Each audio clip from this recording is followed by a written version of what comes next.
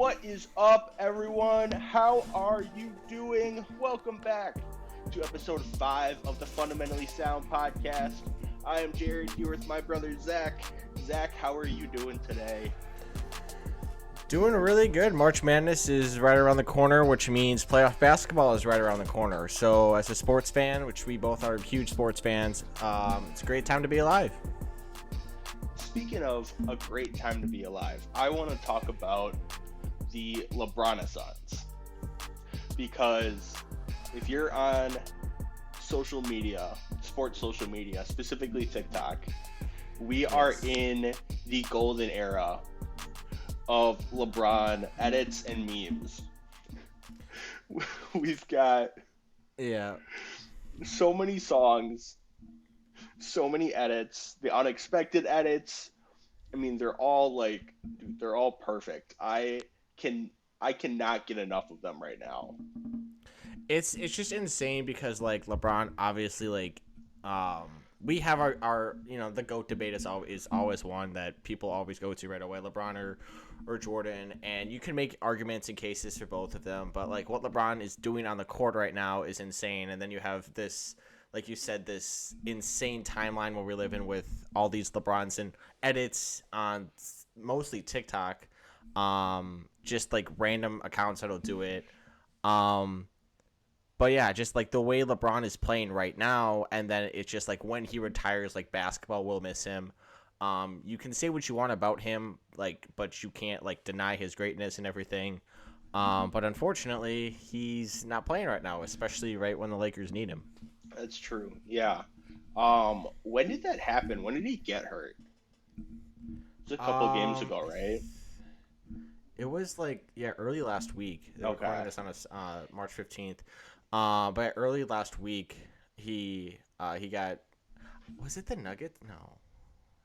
It might have been the Nuggets game. I'm not sure. But he left that game early. I know that much. Mm-hmm. And then it was announced he's going to be reevaluated in 2 weeks. And this is not this is probably the worst time for him to get hurt. The stretch of games that they Right. have.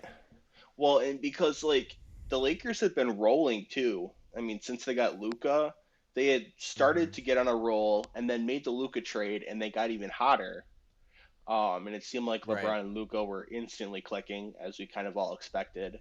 And it seemed like the questions about maybe their interior defense and their lack of a big man were starting to go away. Mm-hmm. But then LeBron gets hurt, and all of a sudden, I mean, no offense to Christian Coloco and Alex Len, but they started to look Right. like Christian Coloco and Alex Len, Yeah. and So LeBron got hurt a couple games ago against Boston. They ended up losing that game by 10, and then they lost 3 more after that, yeah, including a loss to the Nets, which yeah. I mean, they've been horrible. treading water since right.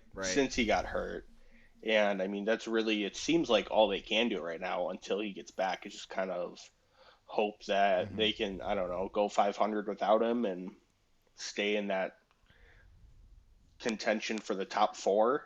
Because they were all the way up to the 2. I think they slipped down to 4 now since They're LeBron's 5 gotten now. hurt. They're 5 now. Okay. They're 5. They're a game behind. They're a game Yeah. behind Memphis. Two behind the Nuggets now. Well, and I mean So- the West is just so competitive at and the then top there the too. Warriors are right there too. The Warriors are 2.5 behind the Lakers. Yeah. And the Timberwolves are there, but I mean the Warriors. I mean, we'll talk about them later, but they're starting to really gel. Yeah. Since they've gotten Jimmy. Yeah. But I don't know. I mean, hopefully the Lakers, I mean, obviously there's nothing they can do with their big man situation, but it's just interesting how different of a team they are without LeBron, and I think it kind of emphasizes truly how important and how good LeBron still is, and how much of an impact him being on the court has, and how important he is to the Lakers' success. Because I mean, even with we saw it on Thursday night when they played the Bucks, even with Luka dropping almost a 42-point triple double, they lost by 20. Yeah, and it's just I mean, that's the kind of game where there was no Rui. Rui didn't play either. but it was just one of those games where it was close early on. I think the Bucks were up like 7 or something at half, and then the second half was just like I think they realized like Giannis got going. Brooke had a phenomenal game. Brooke had 23, 4, and 5, 4 blocks on 8 of 9 shooting. Like Hmm. it was an insane game, and yeah, Giannis had 24, 12, and 9, but I mean Luca had yeah, you said Luca had 45 and 42. 11. Like Yeah. so And just an unbelievable game from him, but again, no help and just like I mean we talked about this earlier, yeah, you make the trade for Luca, and I get like you have to make that trade, and like you give up Anthony Davis 10 out of 10 times, like you do that, but it's like not not not capitalizing or like the whole Mark Williams situation, him not being able to be there is really showing right now, especially with LeBron, because like LeBron helps on the court, like when he's there, his presence, but just how smart he is. He knows like positional, like where everybody needs to be. He's just so much smarter than everybody out there, and that mhm. goes a long way as well. Yeah, because I mean, obviously, I think their lack of interior defense has kind of put them in a spot where they're going to need to outscore teams to win games. Yes, And yes, they had been doing that since they got Luca, mm-hmm. and obviously Luca and Yeah, LeBron are both phenomenal scorers, so it's something you can do. It's a way to win basketball mm-hmm. games that was working for them. Yeah, It seemed like, but you're missing LeBron scoring a ton, and with um, I mean, no interior defense. I mean, that's going to be hard to win most games, especially when you got to go up against some of the best players in the world. You know, like Giannis the other night, Jokic the other night. what And did I Jokic mean, even have the other night I last think night? he had a Did he pretty have good a? game. Um, because I think he's up to number one now. Mm-mm. He's up to number one now in the MVP voting, um, Which is which is interesting yeah, because I know we've both talked about how Shea deserves it. Um, yep, and it doesn't make sense how there's no voter fatigue for him, but there's voter fatigue for literally every other MVP in the past, yep, including LeBron. yeah, yep. Why Yeah, like why is Jokic the he was exception? LeBron was really I feel like the first one to like not for started, but like is like LeBron is like I mean I just like with I mean Giannis too. It's like these guys are so great that they put up numbers we expect. Like Giannis is having statistically one of the best historic like seasons in the NBA history again, and it's just kind of like as Bucks fans, it's like this is what we expect. Like he's gonna give you 30, 12, and 5 every night, and you're not gonna be surprised. But he's not gonna be MVP every year because that's just how the league works. Right. Yeah, because I mean, when you look at what he averaged the 2 years that he Mm-hmm. won MVP, um, And then hi now, yeah, his season last year and his season this year are better in every single way. Like he mm-hmm. has continued to get better every single year, and Yep, unfortunately, I mean that's just how the game works, and wins play a yeah, big part of it too. You know, a lot of times the best player on the best regular season team is the one that wins the MVP. Um, but again, that it doesn't make sense why Jokic is apparently leading the MVP race now when the Thunder haven't showed any signs of slowing down, yeah. and Shea has continued to play at a very high level. And the thing too is like it's not like the Nuggets are close. Like they're 11 and a half games behind the Thunder. Right, Like the Thunder clinched a playoff spot already. So right. it's not like this is like oh it's like oh back and forth like whoever's good wins the West like wins the MVP like no like Shea did this last year and now is showing it's not a fluke and he's leading an extremely young team. Hmm. Um, and then again you can say what you want about like free throws or whatever, but we saw this like this was prime James Harden. I mean it's not on that level obviously he's not averaging 40, but Hmm. it's like he's scoring and leading a team and should be getting credit for it when Jokic is now in that tier of like, all right, we know what you're gonna do. let someone not let someone else win it, but you know what I mean. It's just like someone else deserves like to win it because if the best player in the league won it every year, like then it would it would get exhausting, and that's where we're at with Jokic. I feel. Well, and if it truly went to the best player in the league every year, LeBron would have won it a ton more times. Yes. Um, I mean, there's an argument to be made that KD would have more than one. Um, Giannis would probably have more than two. Like, and Yeah. Embiid probably wouldn't have one either. Like, You wouldn't. No. Harden probably wouldn't have one. I mean, there's so many discussions that can be had about like that, but based on the Yeah. formula that the media and the NBA has given us on who should win the MVP, it should be Shea running away with it, like no question. Mm-hmm.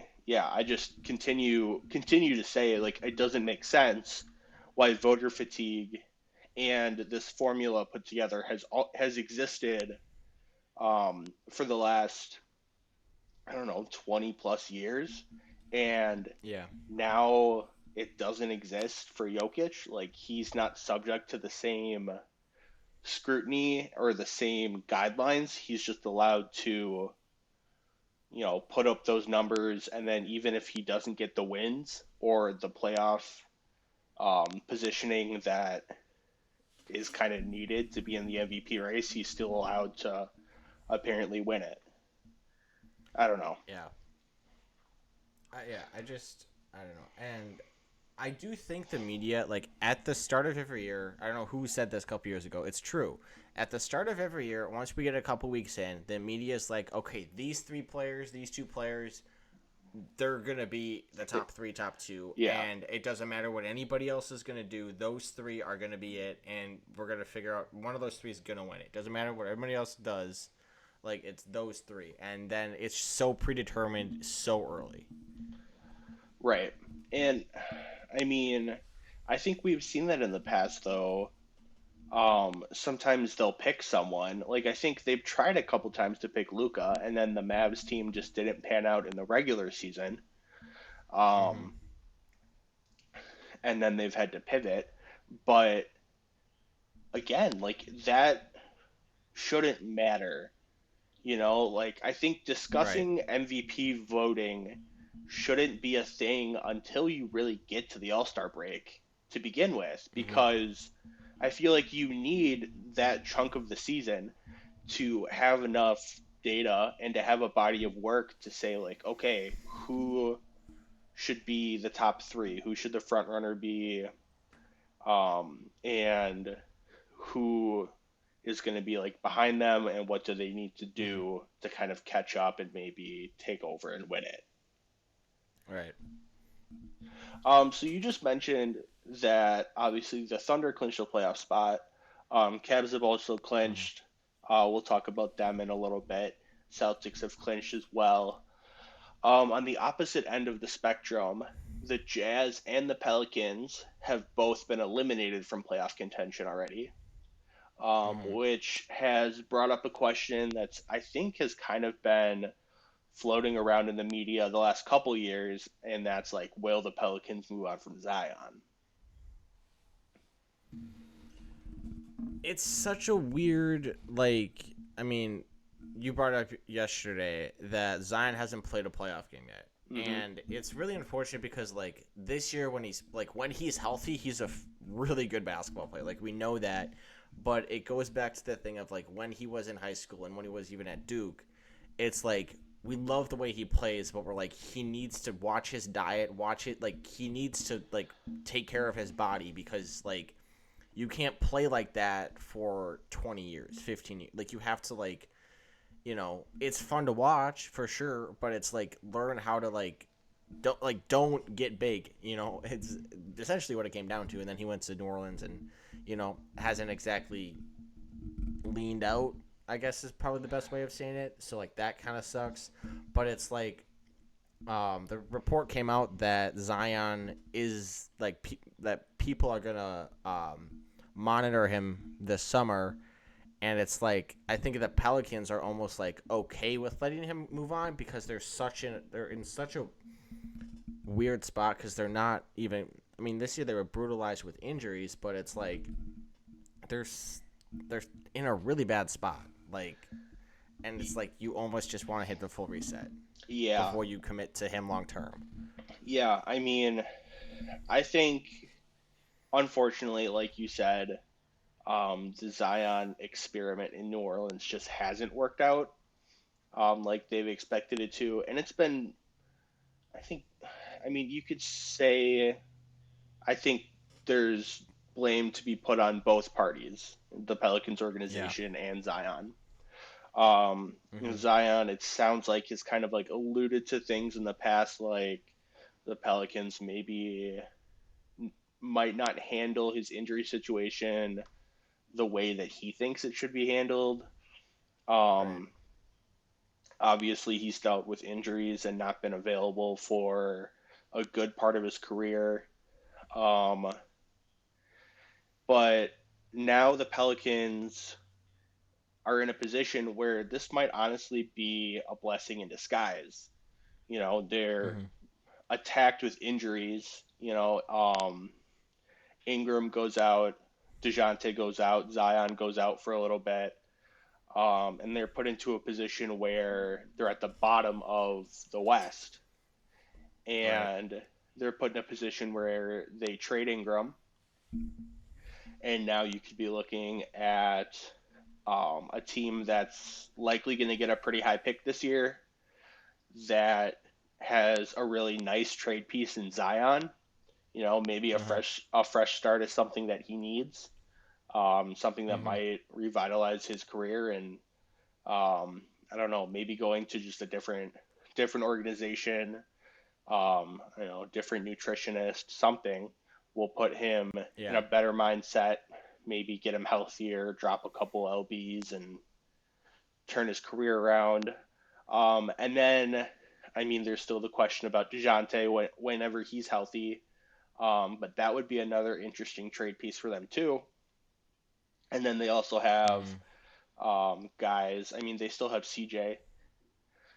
They still have Herb Jones. And they still have Trey Murphy. And those guys, I mean, you can choose to either keep them as a part of your rebuilding core. Um, Maybe a veteran presence in CJ, unless he wants to go try to win a championship before he retires. But I think they should move on from CJ because like I just him being there doesn't help anything really in my opinion. But I But don't know. still, I mean, whether or not they choose to move on from him as well, I think there's an Mm-hmm. opportunity there where they could really blow it up and acquire some picks that they can turn into nice young talent to put Right. around Jordan Hawkins, to put around Eve Misi, and start to like put a young team together and hopefully a team that can stay healthy and stay on the court. Right. Um, I mean, I just feel like that's the way to go because, Mm-hmm. they tried it, and on paper, the roster that they had with DeJounte, Mm-hmm. CJ, Ingram, Zion, that team should be a playoff team. Mm-hmm. Um, but I think at best last year they were a play-in team, and they ended up what? Did they make the playoffs? Were they the eight seed? I think. Yep. They were the 7 seed, But then I 39 think and 33 last year. Yep. then they But lost to then the they Lakers yep. in the Yep. play-in. Yeah, Mm-hmm. yeah. And so I mean, obviously, I mean when you're talking about trying to contend in the West, there's a big difference between making the playoffs and contending. Because the Mm-hmm. West is so strong that Yeah. like even if you're a run of the mill team, kind of mediocre, you're gonna end up in the play in because the West likely has five or six teams that are really, really good, and that if they hit their stride correctly at the right time, they can be contenders. Mm-hmm. Um, And with their current team, I just feel like they're not in a position to ever break into that top tier, unless they go the Yeah. route of, I don't know, blowing it up, resetting, and especially with the draft classes coming up too. Yes. Um, I mean, go ahead. Oh, I was just saying, it's just like I don't know. The Pelicans are. I think they do, like you said, with this draft coming up, they are in a. It's not like they're um like close. They're not close because like last year they were like mediocre, but like you said, this year in the West, it's such a dogfight at the top. The top six are like you could like if they hit their stride one way or another, like they're going to win a championship. The Pelicans aren't close. They're a couple years away, and holding on to Zion is it's like the I don't say like the Bull, but the Bulls are a good example. They waited so long to blow it up, and then when they blew it up, they failed at that too. It's like you're in a position where you have like a Zion that people would want. Like CJ McCollum is like that's a piece for a championship. Like you have enough people on your team to move to acquire young talent either like through trades or the draft and be set up for success in a couple years. There's nothing wrong with resetting. Yeah, yeah, absolutely. Um, Talking about another team that's kind of looking at a rebuild and is in kind of the middle of their rebuild right now. The Spurs got some news this week that De'Aaron Fox is going to be done for the season, um, Yeah. which comes at an interesting time where they already know they aren't going to have Wemby. Um, Mm-hmm. so I don't know. What are your thoughts on that whole situation and how that team looks going forward? Like, I mean, it was like I don't even know why this was like a decision. Like they're like, oh, we don't know if we're gonna do it now or not. It's like Wemby's already done. Like you're not contending this year. Like it's fine. Like just like you're not close. Like you're a couple years away. Like like avoid a long term injury from Fox. Like I'm just saying heaven forbid he blows his knee out or something. Like keep him on sideline. Like let him get this surgery on his finger. Look ahead to next year. Like you can get like you have a couple picks this next couple drafts. You're able to get more young talent. Like let Wemby continue to develop. Hopefully this blood clot thing is not serious and that it's just like this season and then he'll be good to go next year. Obviously the Pop situation is another one. Will he be back or not? I do think that plays a bigger part than I think people think because having just Pop on the sideline, I think will do a lot for Wemby. Whereas, like, if they have to go find a new coach that, Wemby's a couple years into his career at that point next year, and then having a new coach, new system could maybe hinder him a little bit. But like, this is a good move, like for them, good decision for them. Um, and I do think that if they keep losing games, get a better draft pick, and just keep having these young talent, and I think in a couple years they're going to be at the top of the West with some of the other young teams like the Thunder and the Rockets. Yeah, well, and I mean too, another thing to consider, on top of their own draft pick, which is gonna, it looks like, end up being a lottery pick. They have the Mm-hmm. Hawks pick too, unprotected this year. Um, and then I think they have some pick swaps coming up, because of the DeJounte trade and whatnot. So they're gonna continue to have um, assets and availability to bring in more guys to add to their young core. Um, Mm-hmm. and I mean, obviously, I would assume that Chris Paul maybe doesn't come back, um, and maybe Yeah. goes and signs with a team that's in win now mode. But even at Mm-hmm. that, I mean, that's not the worst thing in the world either.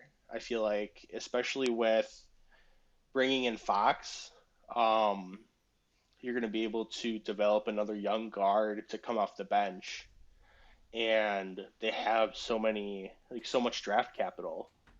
Um, Yeah. it would be unfortunate if they draft all these guys and then they don't have the minutes on the to give them. Yeah.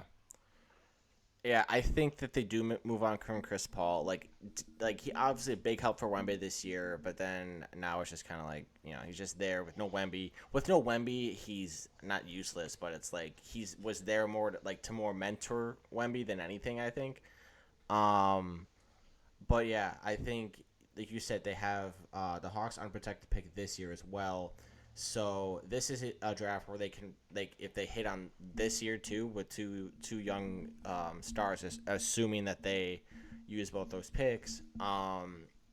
Just more youth. I mean, Wemby has his point guard of the future now in Fox.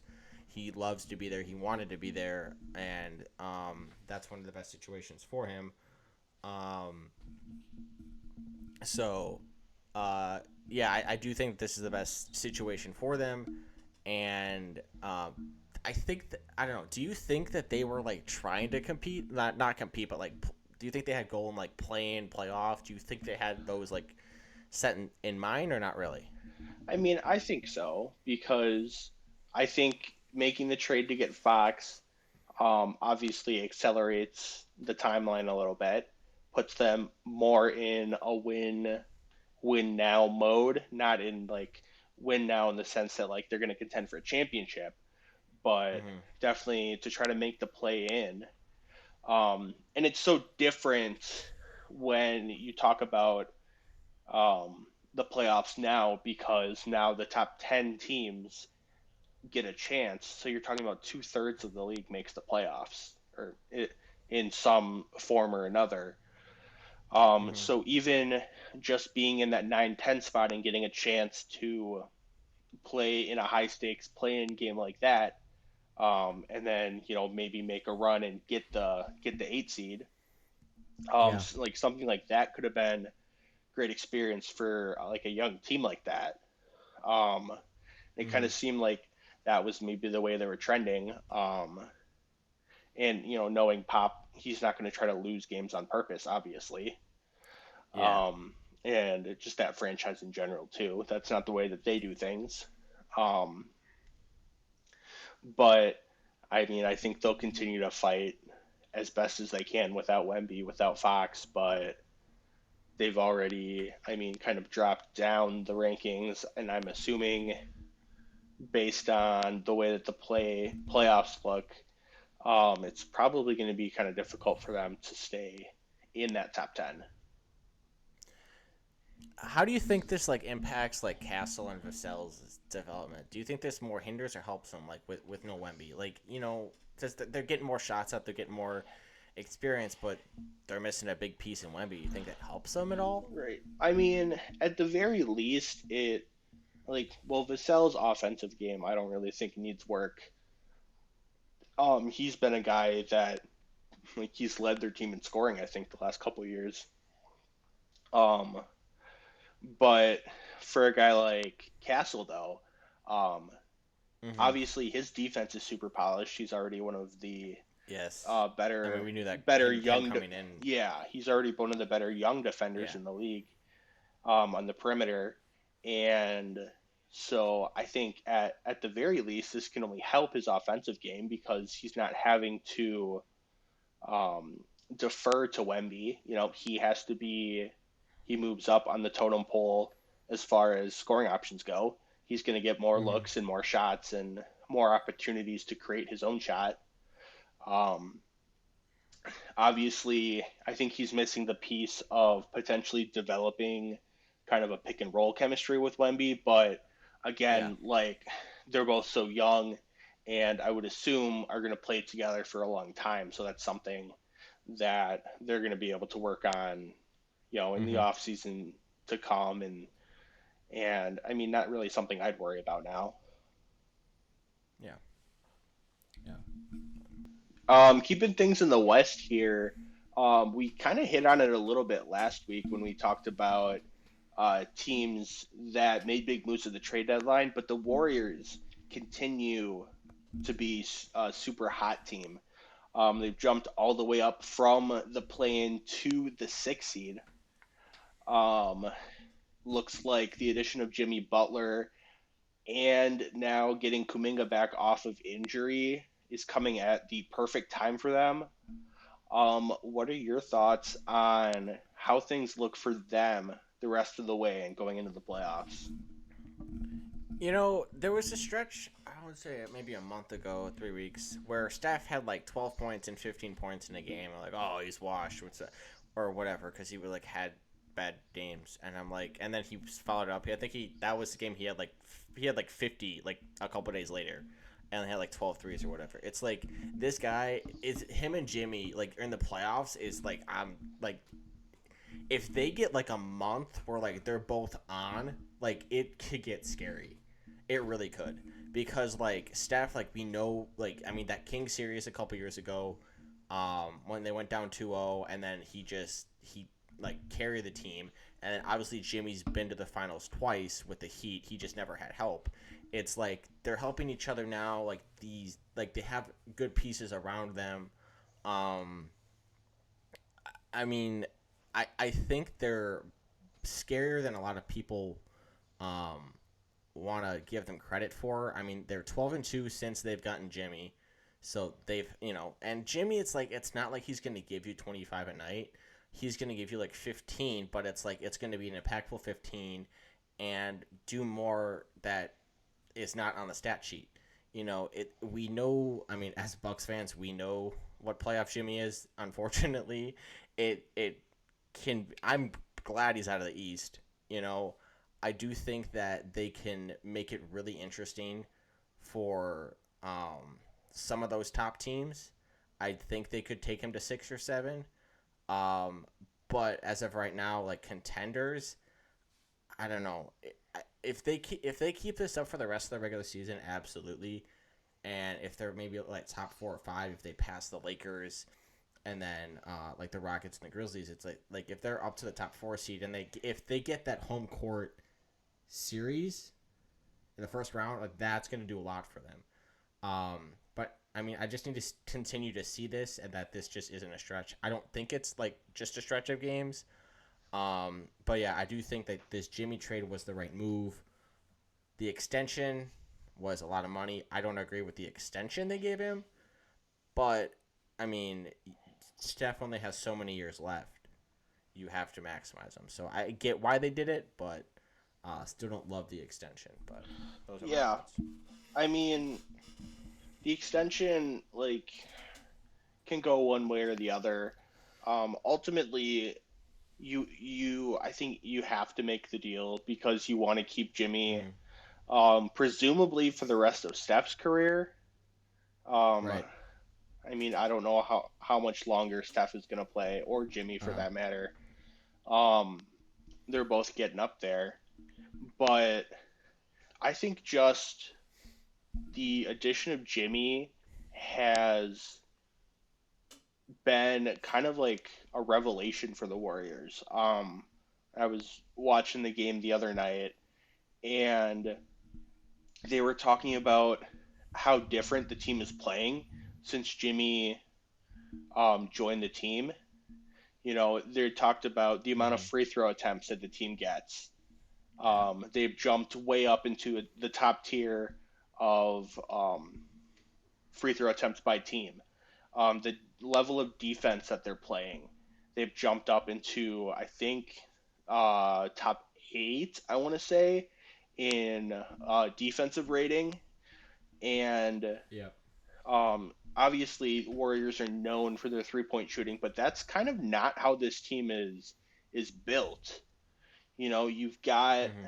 you've got Steph, you've got Buddy, who when he's on can be lethal.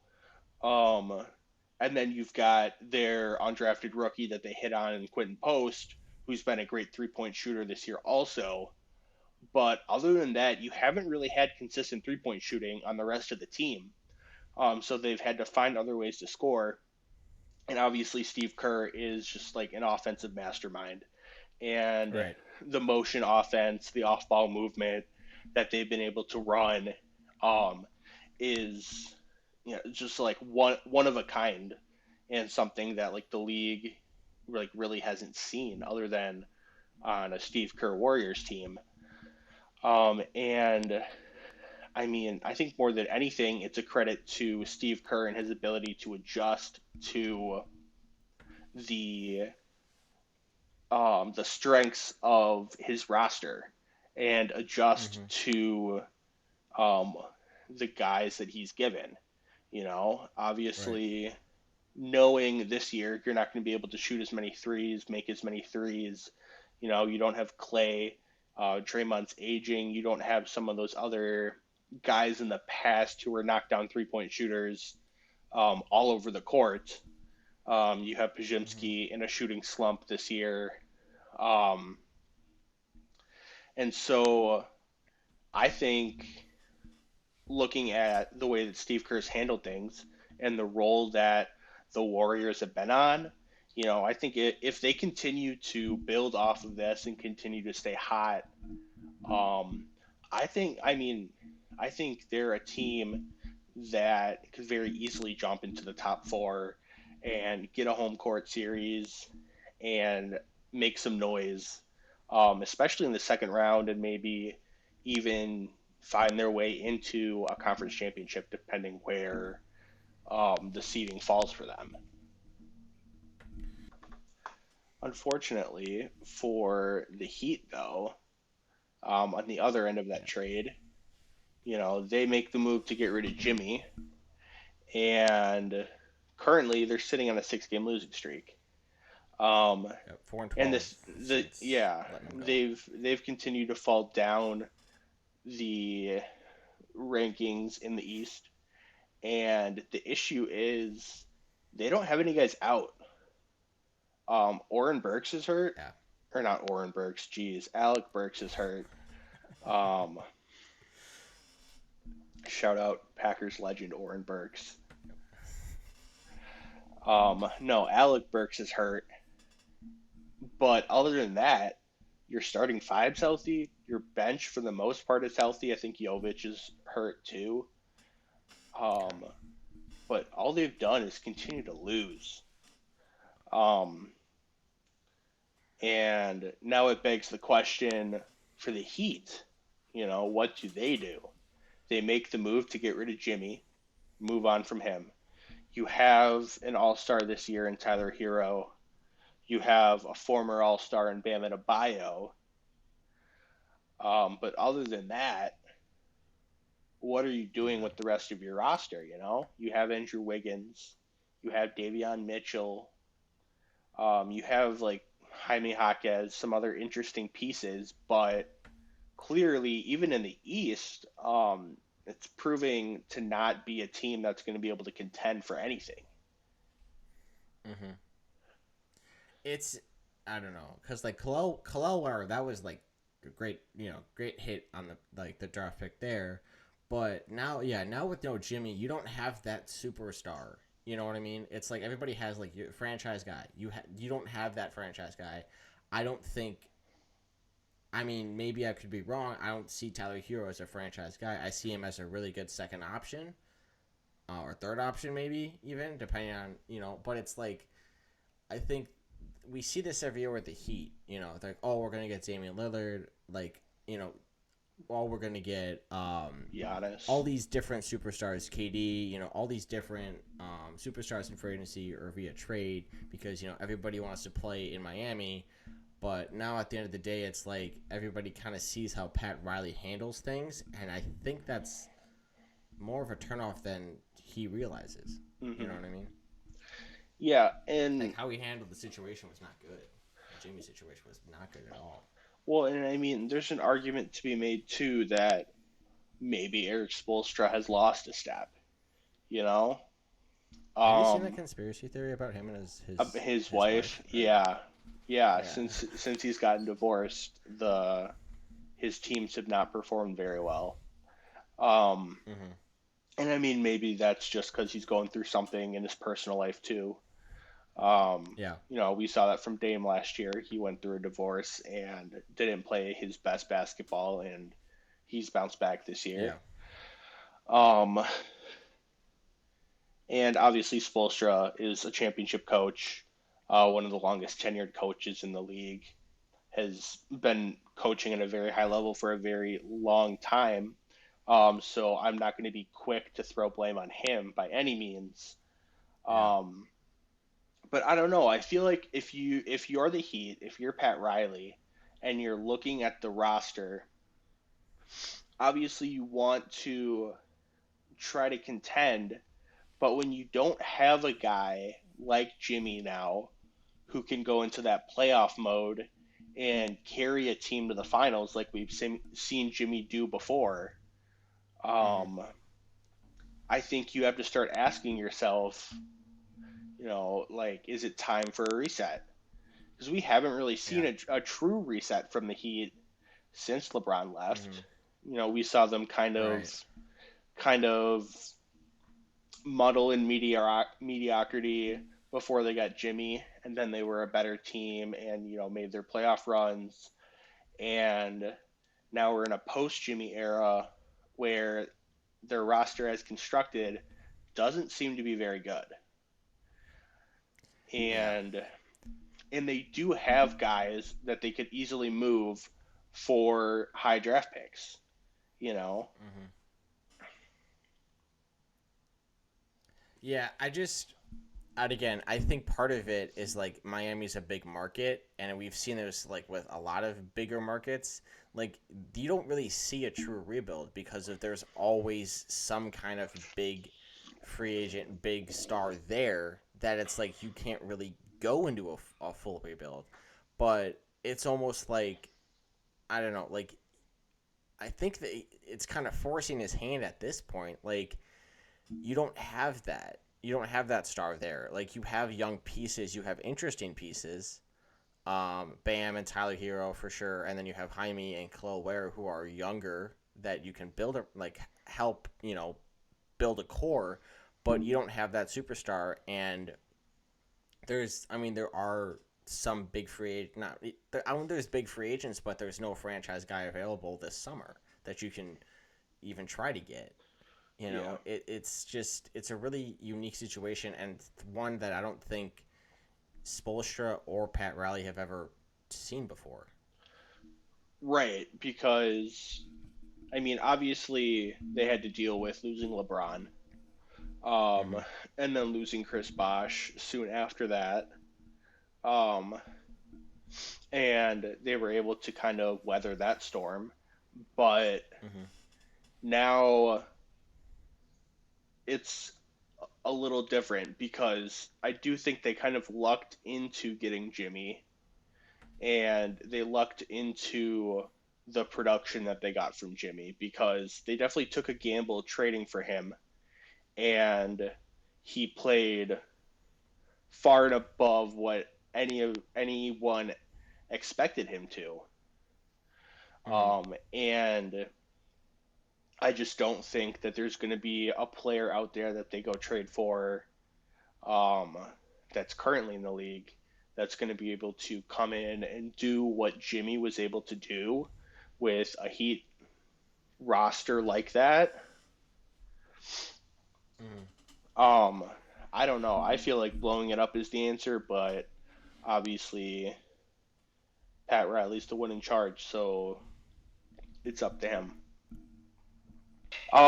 Looking at the opposite end of the spectrum in the Eastern Conference, the Cavs become the first team in the East to clinch a playoff spot. Currently sitting on a 16 game win streak, franchise record, longest win streak for them. Their second win streak of 15 plus this season. Cavs have been on fire, especially since acquiring DeAndre Hunter. And it kind of begs the question, like, are there really any weaknesses there? And would anyone be able to exploit them in the playoffs? I I don't I don't know. For me, I'm gonna say like I mean every team has a weakness, I think, but it's like I mean offensively, Cleveland is just unbelievable this year, and I think it was kind of one of those situations early on. You're like, all right, they're starting off hot, like they're good, like you know they're gonna settle in, they're gonna settle down, and they'll win 50 games, and they'll be like the 2 seed behind Boston, or New York, whatever. And now it's like they're just not slowing down. They shoot from three incredibly well, and defensively, you have Mobley and Jared Allen in there. Like, I mean, the Celtics are the only team that I think could give them. I don't know, the Bucks, and we talked about like, a little bit, um, but I don't know. It's just like I think you have to outscore them and outshoot them, and that's really hard to do. I Right. think that's the only way of beating them because like interior, I just I don't know. I don't see a way to slow them down right now just because nobody's been able to. I think the Thunder Cavs would be a really interesting series if that was our finals. I do think Cleveland wins just because they're more experienced, but it would be very very interesting. Because I think that like if Milwaukee or New York or Boston get to the finals, I think they give OKC a lot of trouble. The Cavs, I don't know. It's like that Thunder like that team. Like we kind of want them to be there this year, but it's kind of like I don't know. But I don't think the Cavs have any weaknesses right now. Um, and it's just going to come down to like, are they going to hit a slump in the playoffs? I think that's what it's going to come down to. Right. Well, and I mean, as we've seen this season, they haven't hit a slump at any point. Um, and I think Boston's beaten them. I don't know if the Knicks have beaten them or not. I'm not sure. And I know the Bucks are 0-3 against them, but have played them really, really close in all three games. Mm-hmm. All three games came down to the wire. Yeah. Um, which is why I think that would be an interesting second round matchup, if that's how the Mm-hmm. playoffs shook out. But one thing Yeah. I did want to bring up, the one stat that I saw is that this year, when the Cavs are leading at the end of the third quarter, they are 47-0. Yep. That's insane. And when they're trailing at the end of the third quarter, they're 8-10, which is Okay. also insane considering how good they've been this year. Um, Mm-hmm. Obviously, I don't know if those are just fluke numbers or what, but it. I mean, if there's any weakness that the Cavs have, maybe it could be in the sense that you gotta you gotta get up on them early. If you, I think Yeah. if you allow them to kind of come out and get hot and get into a rhythm, I think it's hard to beat them. But if you're able to Yes. hold them at bay and stick with them long enough, I think by the end of the fourth quarter, there's potential there where you can maybe wear them out. I mean, we Um, saw that. I mean, last week. I mean, Boston went up like 20 something to 5 or whatever early on, and then yeah, Tatum was talking already, which is insane. yeah, Because it's Cleveland, and then they lost, and hmm Tatum got embarrassed for it as he should have. It's just like Boston I think doesn't realize. I think they're one of the few teams. I see Celtics fans all the time. They're not worried about the Cavs. I'm like, they need to be you extremely should worried be, about them. should be, They're like, oh, we'll beat them in the regular season, and I'm like, again, the Celtics fans just think they're gonna hit this switch, and I'm like, maybe, but the Cavs haven't flipped that switch off. right, right. They've had And it the Knicks run their players into the ground, so you never know.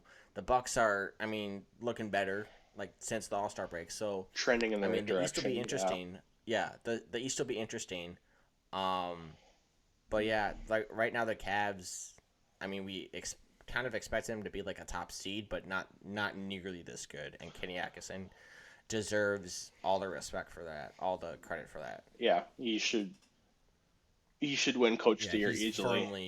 firmly in the driver's seat for that award. Yeah, yeah. And I mean, Mm. even if you were to look forward to a potential Thunder Cavs matchup in the finals, um, I think that's a situation where, we've talked about how the The Thunder have gotten that little bit of playoff experience and built off of it and have had a phenomenal regular season and look much more primed to make a deeper run this year. However, when you look at the playoff experience that a team like the Cavs has, the Cavs have been Mm-hmm. consistently in the playoffs now, competing at a high level these last couple years, and now with this Yeah. coaching change, have been able to take the next step. And they have Right. veteran leaders on the team. Donovan Mitchell's been in the league, scoring at a high level for a long time now. Mm-hmm. Darius Garland's not a young, I mean, he's young, but he's a veteran now for how long he's been in the league. Same thing with Jared Allen. Um, Yeah. they have truly, I think, the perfect mix of young core and veteran talent that Kenny Atkinson has been able to put together. Just a absolutely phenomenal, close to flawless regular season. And Yeah. I mean, truly, like, I think the Cavs should be the favorites to win the championship now and going into the playoffs. It's just so weird. Like, I don't know if you feel this way, but like it's like every year you're kind of like you have these teams and it's like Boston last year were like, okay, like they're ready, like they need like soon. Like you're gonna win a championship. It's one of those things is like, okay, Tatum's gonna win two rings in his career. When I don't know exactly when, but it's like in your head you have these are your contenders and envisioning Cleveland holding up the trophy at the end of the year, I don't think anybody saw this coming. Like I didn't. I don't know about you, but they would not even. I'm like, yeah, they could like maybe conference finals, but I just think on paper, you know, they were just like so many questions, and then with Kenny Atkinson being new, it was like we don't really know. But I mean, credit to them again, like you said, they've constructed that team so well, and they shoot the ball so well, and it's really hard to find their flaws. You know. Yeah. All right. Well, that is going to do it for this episode of the Fundamentally Sound podcast. Thank you guys so much for listening. If you have any suggestions for topics you want to hear us talk about, leave a comment down below and let us know. Make sure you like the video, subscribe to the channel, follow us on social media on Instagram and on TikTok at Fundamentally Sound Pod. For Zach, I am Jared. This has been the Fundamentally Sound Podcast. We will see you guys next week.